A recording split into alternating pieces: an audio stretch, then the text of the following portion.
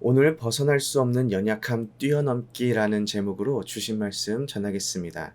사사기 8장 22절에서부터 35절까지는 사사 기드온의 삶의 마지막 모습들이 그려져 있습니다. 그 중에서도 오늘 본문 말씀인 22절부터 28절까지는 미디안과의 전쟁을 마무리 지은 사사 기드온의 모습이 설명되어 있습니다. 22절을 보니까 이스라엘 백성들 사이에서 기드온의 위치가 상당히 높아진 것을 볼 수 있습니다. 이스라엘 백성들이 기드온이 자신들을 미디안 손에서 구원하였다라는 것을 알고 있습니다. 그리고 자신들을 미디안 손에서 건져준 기드온을 이번에는 왕으로 추대하려고 합니다. 22절 후반절을 제가 다시 읽어보겠습니다. 당신과 당신의 아들과 당신의 손자가 우리를 다스리소서 하는지라. 당신과 당신의 아들과 당신의 손자, 다시 말해서 대를 이어서 기드온의 가문이 자신들을 다스려달라고 요구하고 있습니다. 이 말은 자신들의 왕이 되어달라는 말이죠. 자신들의 왕이 되어서 자신들을 다스리며 외세의 침입으로부터 보호해달라는 요구입니다. 기드온 입장에서도 상당히 명예로운 요구를 받은 것입니다. 저 같으면 이런 요구를 받았을 때 처음에는 한 발 빼겠지만 결국 못 이기는 척 어쩔 수 없이 사람들이 너무 힘들어 하니까 내가 하지 않으면 이스라엘 백성들이 음식도 먹지 않고 밤에 잠도 못 자고 그렇게 힘들어 할까봐 그들의 소원을 이뤄주자라는 이 나름대로의 명분을 가지고 그 자리에 앉았을 것 같은데 기드온의 대답은 단호합니다. 23절을 읽어보겠습니다.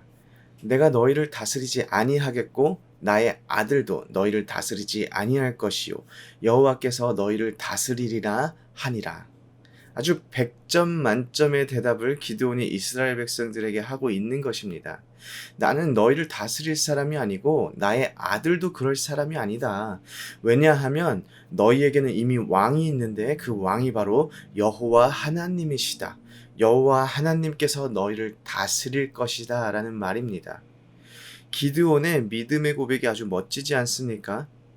여기에서 그냥 멈추면 기드온이 참 멋있고 좋을 것 같은데 갑자기 이스라엘 백성들에게 이상한 요구를 합니다. 24절이지요.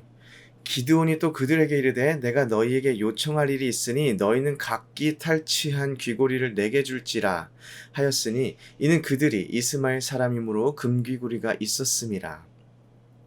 그들이 이스마엘 사람이므로 금귀고리가 있었음이라 라는 말은 정확하게 해석하면 미디안군은 이스마엘 사람들이기 때문에 모두 금귀고리가 있었다라는 의미입니다. 다시 말해서 이스라엘 백성들이 미디안으로부터 금귀고리를 탈취한 것이지요. 이것에 이스라엘 백성들의 반응은 우리가 즐거이 드리이다 하며 탈취한 귀고리를 기드온에게 주었습니다. 갑자기 뜬금없이 금을 달라고 한 것도 이해가 가지 않는데 그 무게가 금 1700세겔이라고 합니다. 환산해 보면은 20kg 이상의 금을 기드온이 받은 것입니다. 이 장면을 보면서 어떤 이들은 기드온이 정당한 요구로 금 귀고리를 달라고 하였고 백성들은 자신들의 리더인 기드온을 너무나 신뢰하고 좋아하였기 때문에 즐거움으로 귀고리를 주었다. 하나님께서 기드온을 지도자로 세워주셨음의 증거이다라고 생각합니다. 하지만 또 어떤 이들은 20kg, 1700세겔이나 되는 금은 사실상 왕의 보물이라는 성격을 갖고 있다. 기드온의 말로는 자신은 왕이 되지 않겠다. 하나님만이 우리를 다스리는 분이시다라고 말을 하였지만 그 행동으로는 마치 자신이 왕이 된 것처럼 왕에 걸맞는 전리품을 요구하고 있는 것이다 라고 말하고 있지요. 어떻게 생각이 되십니까? 이렇게 가정해 보기 원합니다. 만약 제가 미국의 군사, 경제, 정치 문제를 한 번에 해결해 버려서 사람들에게 아주 큰 인기를 얻게 되었습니다. 그래서 사람들이 저에게 찾아와서 평생 동안 우리의 대통령이 되어 주세요라고 요구할 때 저는 아닙니다. 미국은 민주주의 국가 아닙니까?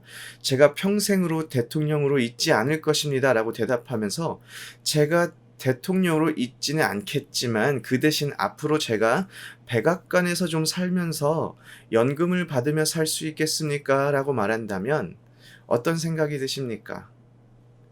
왕이 얻는 전리품에 버금가는 수많은 전리품을 요구한 기드온이 순수하게 보이십니까? 그가 하나님께서 부어주신 축복을 받았다고 보고 계십니까? 아니면 자신이 마치 왕인 것처럼 행동하고 있다고 보이십니까? 저는 기드온의 이 행동이 순수하게만 보이지가 않습니다. 기드온은 곧 그 금으로 에봇을 만듭니다.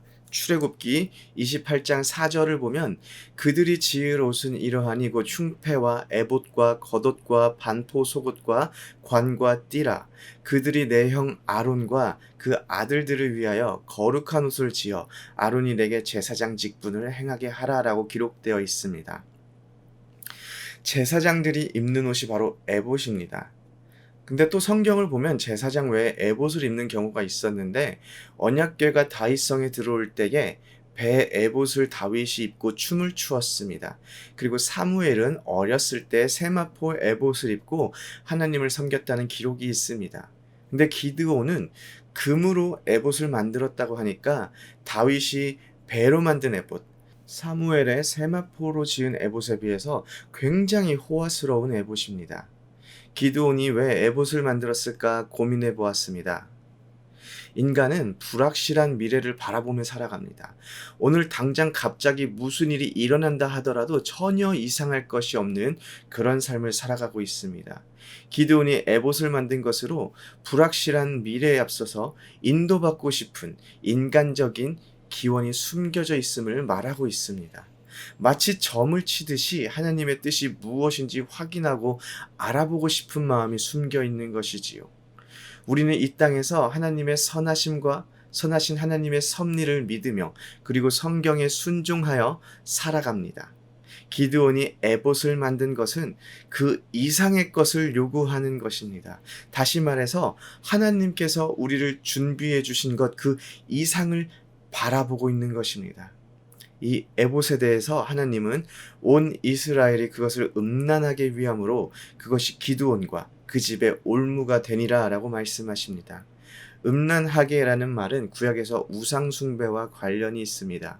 결국 그 에봇이 이스라엘 백성들 사이에서 우상숭배의 빌미를 제공하게 되었다라는 것입니다.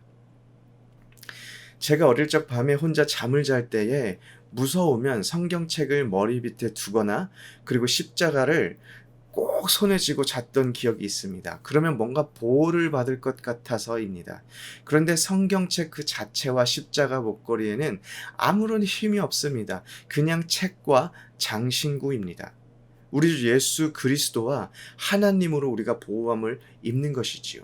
우리는 에봇을 의지하고 에봇을 쳐다보며 살아가는 존재가 아닙니다. 우리는 하나님을 의지하며 우리 주 예수 그리스도를 바라보며 살아가야 합니다. 사사기 6장을 보면 기드온이 처음 등장하는데 그 기드온의 모습을 기억하십니까? 경험이 없고 자신도 없고 용기가 없어서 포도즙 틀에 숨어서 밀을 타작하던 연약한 기드온의 모습이 등장합니다. 오늘 사사기 8장에 보여주는 기드온의 모습을 통하여 그가 성공했고 힘을 얻었고 백성의 신뢰를 받고 재력까지 얻은 그런 강력한 기드온의 모습으로 보여지십니까? 아니면 스스로 이 정도면 대단하다라고 믿고 있지만 결국 분별력이 없어서 어디가 옳은 길이고 어디가 잘못된 길인지 알지 못하고 걸어가는 그런 연약한 기드온이 보이십니까?